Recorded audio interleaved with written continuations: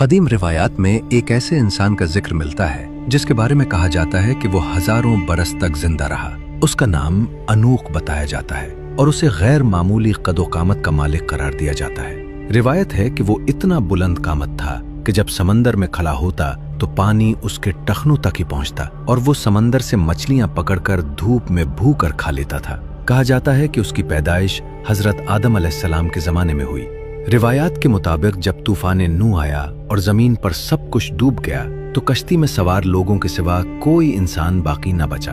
ताहम बास किस्सों में ये दावा किया जाता है कि ओज बिन अनुक इस तूफान में भी जिंदा रहा। इसकी वजह ये बयान की जाती है कि उसने हजरत नूह अलैहिस्सलाम की कश्ती बनाने में मदद की थी और शाम के इलाके से मजबूत लकड़ियां लाकर दी थी। इसी निस्बत से उसे आर्जी मोहलत दी गई। कहा जाता है कि वो हजरत आदम अलैहिस्सलाम के बाद आने वाले कई अंबिया के अदवार से गुजरता हुआ हजरत मूसा अलैहिस्सलाम के जमाने तक जिंदा रहा और यूं उसकी उम्र 3500 बरस तक बताई जाती है। मगर जूं-जूं वक्त गुजरता गया उसका गुरूर और जुल्म बढ़ता चला गया। ताकत ने उसे शुक्रगुजार बनाने के बजाय सरकश बना दिया और वो खुद को नाकाबिल शिकस्त समझने लगा।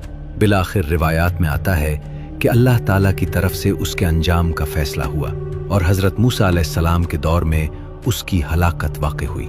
यूं वो शख्स जिसे अपनी ताकत और लंबी उम्र पर नाज था अंजाम कार मिट गया। ये रिवायत चाहे तारीखी हकीकत के तौर पर ली जाए या इबरत अंगेज किस्से के तौर पर, इसका पैगाम वाज़ेह है। ताकत, कद, उम्र और कुव्वत अगर गुरूर बन जाएं तो निजात का सबब नहीं बनती।